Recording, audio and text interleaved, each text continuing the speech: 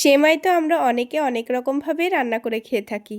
তবে একবার এই পদ্ধতিতে ঠান্ডা ঠান্ডা সেমাইয়ের পুডিং বানিয়ে খেয়ে দেখুন, ইফতারেই বলুন কিংবা ঈদের দিন খেয়ে মন ভরে যাবে।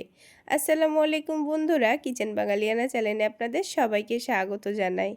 আজকে আমি আপনাদের খুবই সহজভাবে কয়েকটি উপকরণ দিয়ে সেমাইয়ের পুডিং বানিয়ে দেখাবো। পুডিংটা তৈরি করার জন্য একটা ছোট তড়কা প্যানের মধ্যে আমি পরিমাণ মতো চিনি নিয়ে নিচ্ছি।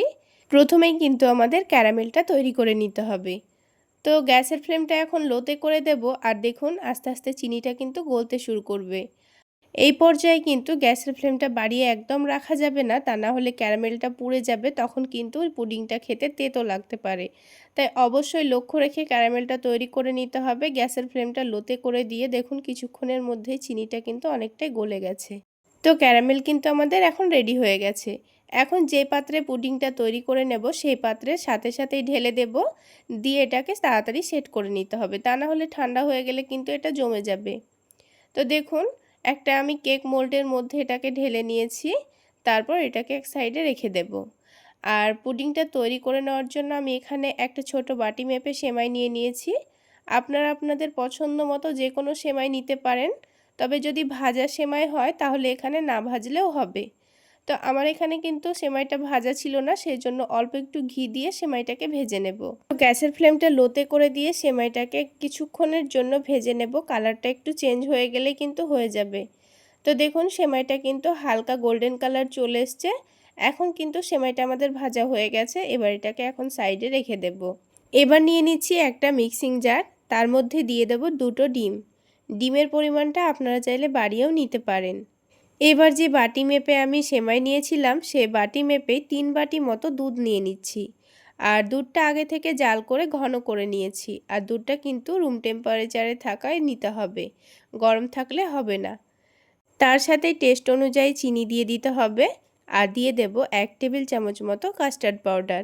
কাস্টার্ড পাউডার দিলে কিন্তু খেতে ভীষণ ভালো হয়, তবে হাতের কাছে না থাকলে না দিলেও চলবে। আর খুব সুন্দর একটা ফ্লেভারের জন্য দিয়ে দিচ্ছি ভ্যানিলা এসেন্স। যেহেতু এর মধ্যে আমি ডিম ব্যবহার করেছি, তাই কিন্তু এখানে ভ্যানিলা এসেন্সটা দিলে একটুও ডিমের কাঁচা গন্ধটা লাগবে না। তাছাড়া আপনাদের হাতের কাছে যদি না থাকে তাহলে অল্প একটু এলাচের গুঁড়োও দিয়ে দিতে পারেন, তাহলেও কিন্তু ডিমের গন্ধ লাগবে না। এবার দেখুন সব কিছু ভালোভাবে আমি ব্লেন্ড করে নিয়েছি। তারপর যে পাত্রে ক্যারামেলটা আমি তৈরি করে রেখেছিলাম সেই পাত্রে মিশ্রণটা ঢেলে দিয়েছি। আর এইদিকে ভাজা সেমাইটা কিন্তু এবার এর মধ্যে দিয়ে দেব। তো পুরো ভাজা সেমাইটাই দিয়ে দিলাম, দিয়ে এটাকে ভালোভাবে নাড়াচাড়া করে মিশিয়ে নেব। তো ব্যাস, পুডিংয়ের জন্য আমাদের মিশ্রণটা কিন্তু এখন রেডি। এবার এটাকে একটু ভাপিয়ে নেব, তাহলেই হয়ে যাবে। তো ভাপিয়ে নেওয়ার জন্য আমি এখানে একটা ফয়েল পেপার দিয়ে ভালোভাবে ঢেকে দিচ্ছি। আপনারা চাইলে যে কোনো প্লেট দিয়েও ঢেকে দিতে পারেন। এবার এটাকে আমি 20 মিনিট মতো ভাপিয়ে নেব। 20 মিনিটের মধ্যে কিন্তু সেমাইটা খুব সুন্দর সেদ্ধও হয়ে যাবে, আর পুডিংটা খুব সুন্দর সেট হয়ে যাবে। তো তার জন্য কড়াইয়ের মধ্যে পরিমাণ মতো পানি দিয়ে একটা স্ট্যান্ড দিয়ে এটাকে রেখে দিয়েছি, দিয়ে ঢাকনা দিয়ে ঢেকে 20 মিনিট মতো আমি রান্না করে নিয়েছি। তো প্রথমে 15 মিনিট পর আমি চেক করে নিচ্ছি পুডিংটা তৈরি হয়ে গেছে কিনা। তো এখন কিন্তু আমি গ্যাসের ফ্লেমটা বন্ধ করিনি, শুধু চেক করার জন্য গ্যাসের ফ্লেমটা কমিয়ে রেখেছি। এখন পুডিংটাকে একটা ছুরি দিয়ে আমি চেক করে নিচ্ছি। তো পুডিংটা দেখুন পুরোপুরি কিন্তু এখনও রান্না হয়নি, এটাকে আরও 5 মিনিট আমি রান্না করে নেব। তো পুরোপুরি কিন্তু 20 মিনিটই সময় লেগেছে পুডিংটা তৈরি হতে।